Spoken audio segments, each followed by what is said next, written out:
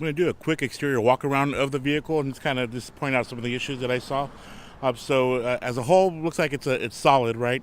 I've already paint metered the paint already. In other words, I measured the paint to check for originality or signs of repaint, and it was between 2.5 to 3.5 mils, which is consistent with the factory paint job. So, it I'm thinking it's still the original paintwork, and there hasn't been any rework there. But doesn't mean it doesn't have any cosmetic blemishes. And I'll just kind of point some of that stuff out right now. Moving to let's start off with the right front of the car. Here you can see where the bumper is detached from the body, right? So it's pretty significant there. That probably need to get worked. And then obviously it's chipped. So either the tabs are still good and it can be reattached, but it'll need to get painted if you want to correct it cosmetically. If not, then that's okay, right? Lenses, I always check for cloudiness. Those look decent. And I also look at the body line gaps here as well. I'm checking for upper structural damage, and nothing obvious is coming out just yet. When I look at the windshield, I don't see any obvious chips, cracks, or signs of delamination. And also when I'm down here, up here, I like to look at the dash area and just check for cosmetic imperfections or issues with workmanship, which nothing's coming out.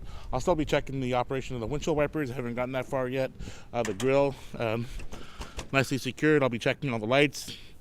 Cloudiness is not too bad there. Gaps look decent. This side of the windshield looks not too bad either. And I've already got a still photo of the public ID, which now that I have that number, I can run the that vehicle history report for you. Quick shot of the roof. I always like to check the top side of that. And left front tire, we got the Hancock Optimos, and it's a 195/60 R15. Don't see any obvious sidewall damage. Looks decent. Hubcaps gotta have some curb rash, and because the wheels are covered, I can't see the brake pad to see how much wear is still left on there. Just a quick look here at the inside here, and then a side view of the car. I'm just checking for waviness, dings or dents. I always give these little outside mirrors a tap. I've got the window rolled down, so no issues there. Opening and closing the door, nice and solid. This might be locked up. Nope, open, good. All right, so nothing really jumping out at me. The color has been, it doesn't have the glossiness to it anymore.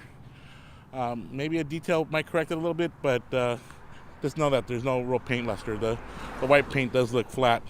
Looking at the back of the vehicle, nothing significant. The lenses on there properly. Carpeting look good. Lines are decent. Just some more blemishes here on the back of the bumper. Okay, good. You can see where it's been damaged here as well on this side, and then some side damage here, like a side swipe. I've some rims have got the curb rash or the wheel covers, and I have still photos of all this. Just a quick little walk around here. Doors look open and closed solid. Good. Nice. And I'll still be checking the operation inside. Outside mirror good, and the operation of the mirror I'll be verifying as well. And I'll take still photos of the tires and checking for any signs of obvious wear as far as the alignment. Next segment here, we're going to see how the car starts. So when I turn the key on to the accessory position, all the lights should illuminate, meaning the check engine light, the airbag light, and any other indicator light. Those should all come on, but then once the engine starts, those should cycle off. So one, we're going to verify that the lights are engaging, and two, they are shutting off the way they're supposed to after the vehicle does its self-diagnosis. We'll also experience how how it starts. I've already done the battery test already. It's showing that it's a good battery, but can probably use a recharge. And the owner had said she'd been out of town, so if the car's been sitting for a long period of time, that would make sense. But let's go ahead and fire it up. So I see the oil canister, see the battery light, the check engine light is on, airbag light is on, good. We're showing the out mileage at 92,412. All right, so let's crank it over, and then I'm going to stay quiet so we can listen to any abnormal noises and see how it starts. So it should start up within a second or two of turning the ignition on, and here we go. Okay, so that was a nice healthy start, right? Kicked over right away. RPMs usually start off a little high; they're around 1200, but that should drop here at some point as the engine starts to warm up. All the indicator lights look like they did turn off. I know it's going to be kind of tough to look at right now because of the glare that's hitting directly on the gauges, but so far no major issues. And I can see the RPM gauge slowly going down. We're going to walk towards the back of the car and then into the engine bay. As I walk towards the rear of the car, what I want to do is I'm be focusing more on the exhaust. Right, I don't see any black, blue, gray, or white smoke coming out of the rear of the vehicle, which is important, right? Because all those colors mean something. So, as of right now, it's showing that it's cleaning. It's cleaning. It's burning pretty clean. So there's no issues or red flags that are coming up as of yet. Making my way to the engine bay area, what I look for here is anything, right? In the beginning, and I didn't think it was a fair assessment, when the engine looks dirty like this, it can be an indication of deferred maintenance, meaning neglect. But a lot of repair shops, they don't, when they service a car, they don't steam clean these engines.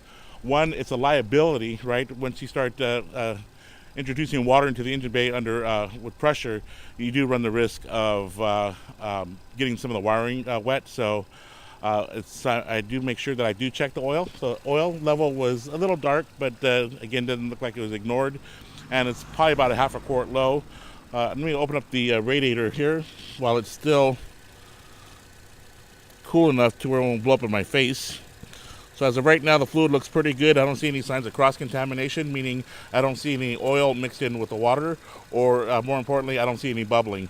Bubbling at this point while it's running would be an indication of internal engine failure, like a blown head gasket, and I'm not seeing that. I've got a nice shot of the engine belt. I didn't see any signs of cracking, and I also looked around the whole engine bay area with an emphasis on the front of the frame to check for any type of impact damage, which looks pretty clean. Rodent nesting, chewed up wires, hoses are still has some elasticity to them. But at some point, those need to get replaced as they start to harden. But as of right now, they seem okay. The battery, I noticed that the date on that was 2014. Batteries are usually good for about 4 to 6 years, so you're kind of in between there. I also ran the battery test, but it's showing it's still good. So as of today's inspection, the battery's still showing good. All right. Also, I'm going to stay quiet here for a second.